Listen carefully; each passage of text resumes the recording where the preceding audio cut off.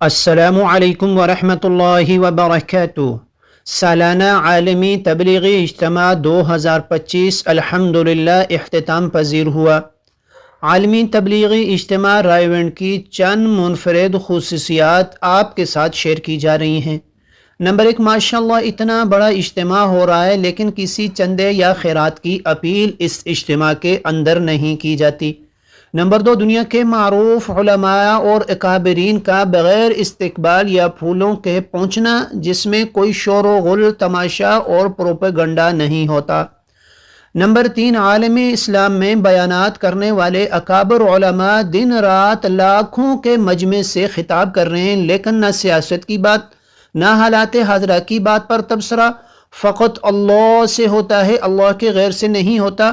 اور اللہ پاک نے کامیابی دین میں رکھی ہے اور حضور پاک صلی اللہ علیہ وسلم کے مبارک طریقوں میں رکھی ہے، اس کی آواز آپ کو سنائی دے گی۔ نمبر 3، کسی بزرگ کا نام بینر کہیں پر نہیں لگایا جاتا، انتہائی سادگی سے ممبر یا پنڈال میں ان کی آمد ہوتی ہے اور اسی سادہ طریقے سے رخصت بھی ہو جاتے ہیں۔ بیانات سے پہلے ممبر سے بیان کرنے والے علماء کرام کے نام کا اعلان نہیں کیا جاتا۔ آگے لکھا ہے کہ لاکھوں لوگوں کا اجتماع میں شرکت کرتے ہیں لیکن کسی کو لایا نہیں جاتا، بلکہ لوگ اپنا جان مال لگا کر خود سعادت مندی سمجھ کر شرکت کرتے ہیں۔ لاکھوں کا مجمع شرکت کرتا ہے لیکن کسی کو لایا نہیں جاتا، خود بخود لوگ اپنا جان مال وقت اللہ کے راستے میں لے کر نکلتے ہیں اور اس کو اپنی سعادت مندی سمجھتے ہیں۔ رائے تبلیغی اجتماع کے اندر لاکھوں میں مایہ ناز علماء کرام تک جو ہے اس اجتماع کے اندر موجود ہوتے ہیں اور وہ اپنے بیانات کرتے ہیں، لیکن کسی بھی فتوے یا شرعی مسئلے کے لیے علماء دیوبند سے رجوع کرنے کی ہدایت دی جاتی ہے۔ اجتماع گاہ کی تیاریاں، پارکنگ کا انتظام، بیرونی مہمانوں کے طعام کا انتظام رائے مرکز کے حضرات خود برداشت کرتے ہیں۔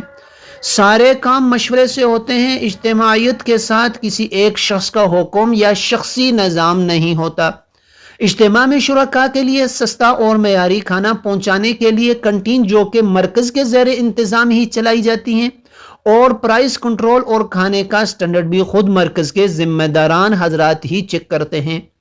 اپنے گھروں کے نرم گدوں کو چھوڑ کر پنڈال میں کہیں خشک تو کہیں گیلی زمین پر بستر لگائے مجمع کے شرکاء مزے سے بیٹھے یا لیٹے ہوئے، اگر کوئی بستر کے اوپر پاؤں رکھ کر گزر جائے تو برا نہیں منایا جاتا۔ اپنے گھروں کے نرم گدوں کو چھوڑ کر پنڈال میں کہیں خشک تو کہیں گیلی زمین پر بستر لگائے مجمع کے شرکاء مزے سے بیٹھے یا لیٹے ہوتے ہیں، اگر کوئی بستر کے اوپر پاؤں رکھ کر گزر جائے تو کوئی برا نہیں مناتا۔ اگر کوئی کسی سے جلدی میں ٹکرا جائے تو غصہ نہیں کیا جاتا، بلکہ دونوں فریق ایک دوسرے سے معذرت کر رہے ہوتے ہیں، شاید اس کی غلطی کی وجہ سے ٹکر ہو گئی ہو۔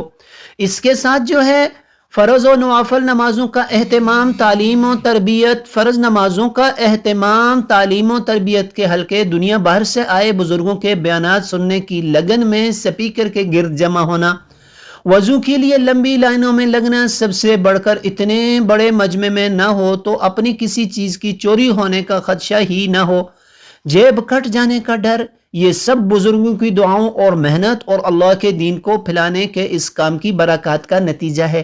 یعنی کسی کو کسی چیز کی فکر نہیں ہوتی ہے، اللہ کے راستے میں نکل کر سب اپنا جان مال وقت اور اپنی عزتیں، اپنی جانیں بھی داؤ پر لگائے ہوئے ہوتے ہیں۔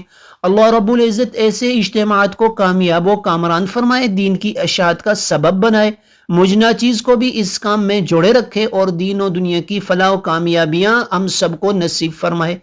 اللہ تعالیٰ نے سارے دنیا کے انسانوں کی کامیابی کو اپنے پورے کے پورے دین میں جوڑا ہے۔